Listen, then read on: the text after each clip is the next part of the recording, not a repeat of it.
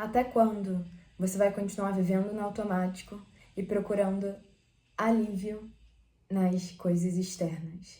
Achando que o maior problema da sua vida é que você não conseguiu comprar aquele carro.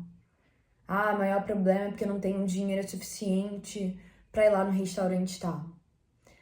Porque o problema de verdade é que, nossa, ninguém gosta de mim. O problema de verdade é que as pessoas vivem falando de mim. O problema é que fulano tem inveja de mim. O problema é que eu não consegui comprar aquele apartamento que eu queria. Será mesmo que essa é a raiz para você se sentir assim como você se sente hoje? É muito perigoso na vida a gente ir se distraindo com as coisas externas e a gente começa a achar que o problema na nossa vida tá aqui, né? Tá aqui fora. Quando, na verdade, a maior parte do porquê a gente se sente mal, do porquê a gente não tá muito contente, tá aqui dentro.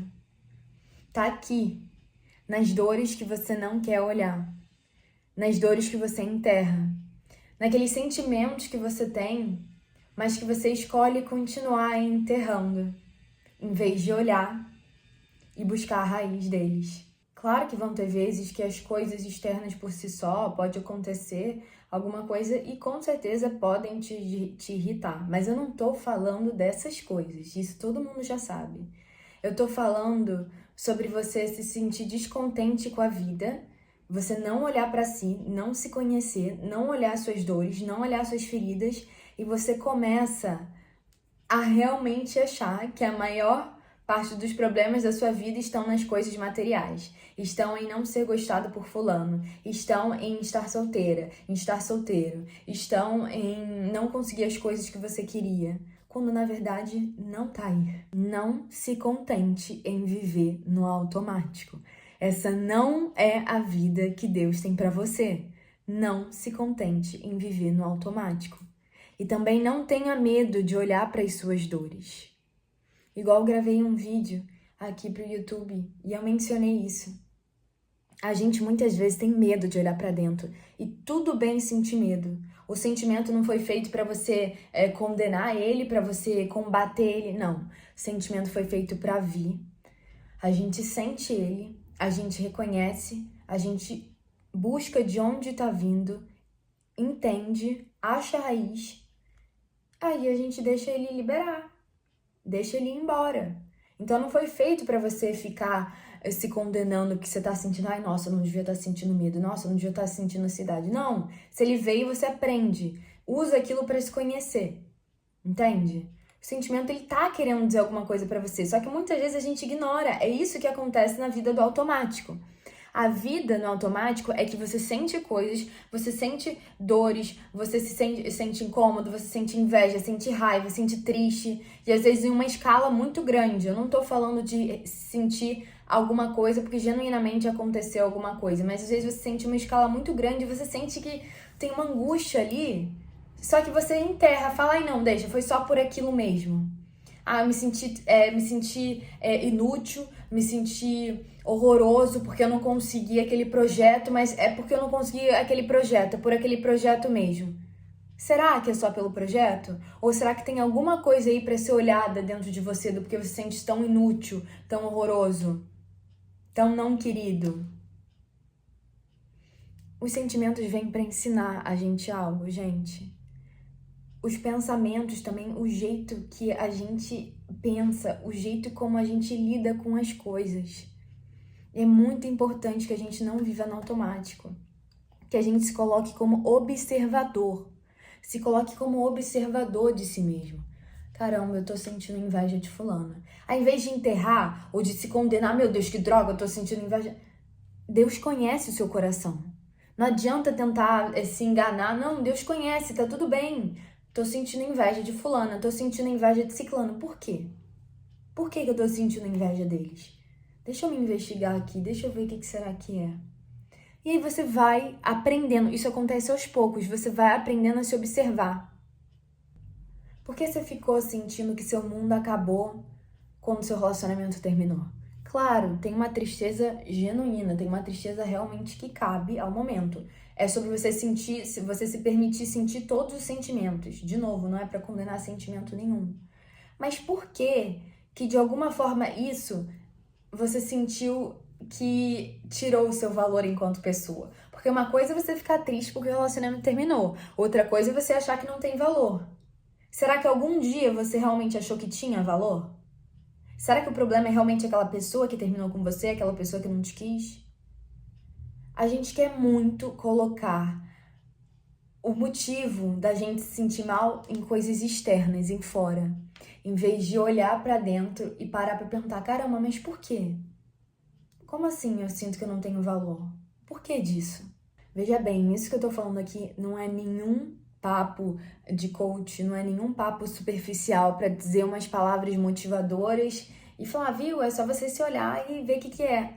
Esse processo profundo, esse processo assim de realmente você se conhecer, é você falando com Deus, é você pedindo ajuda de Deus, pedindo a Jesus, Jesus, me mostra o que eu tenho que ver, me mostra as raízes das minhas feridas. E as nossas feridas emocionais, a maioria delas são feridas de infância, são feridas de infância. E não é sobre você culpabilizar os seus pais e viver no rancor, não. Mas é você reconhecer genuinamente. Caramba, eu senti raiva disso do meu pai. Caramba, eu senti raiva disso da minha mãe. Nossa, eu me senti triste com isso e com aquilo. Só que às vezes dói tanto que você não quer olhar. Mas, gente, quando a gente não olha, a gente fica vivendo a vida no automático e fica achando que o problema tá fora e não tá. Tem coisa pra você olhar dentro.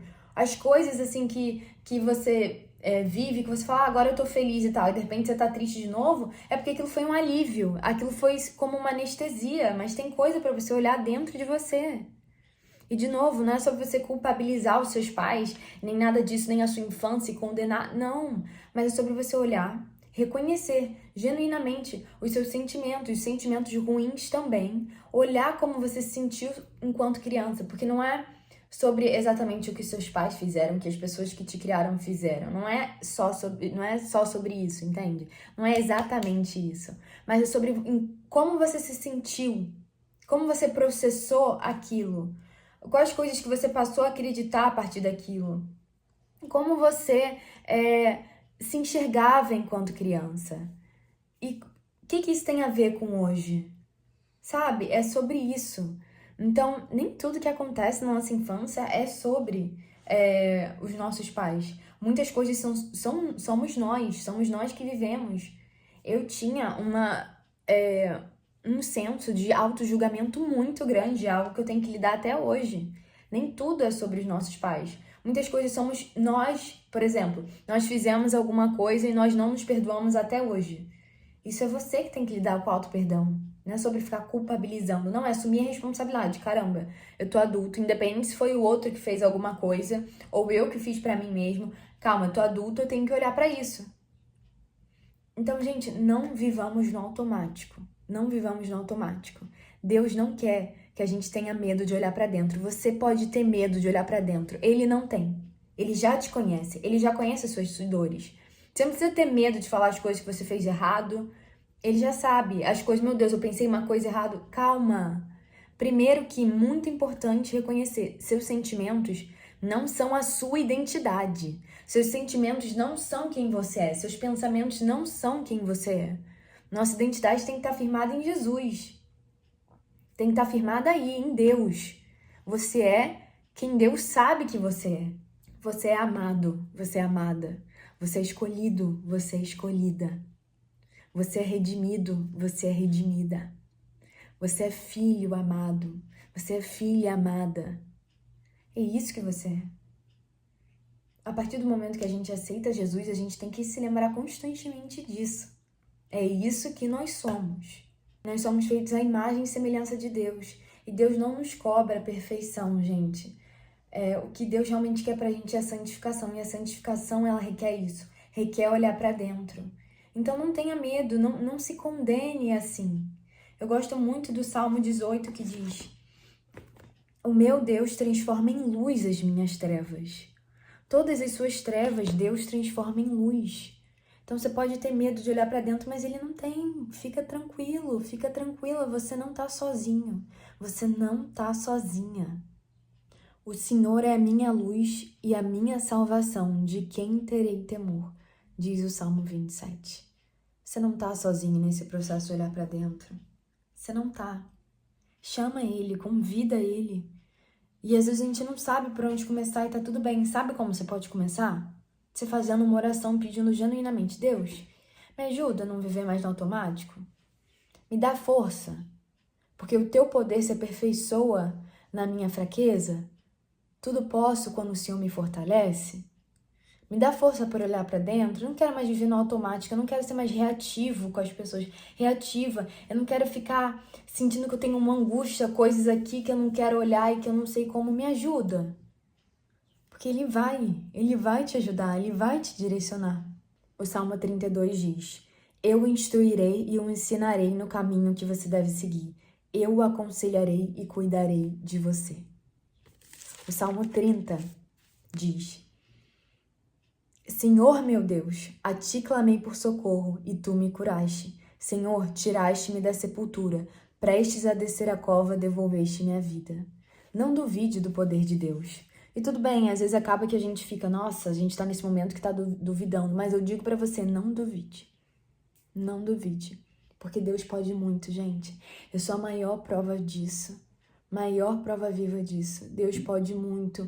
E eu não tô falando de conquistas materiais, não. Eu tô falando de dentro mesmo. Deus te transforma, Deus te cura de formas inimagináveis. E Ele te dá essa coragem a partir dele para olhar para as coisas que você nunca queria olhar, que você queria que ficasse enterrada lá, que sumisse, que você sofresse amnésia.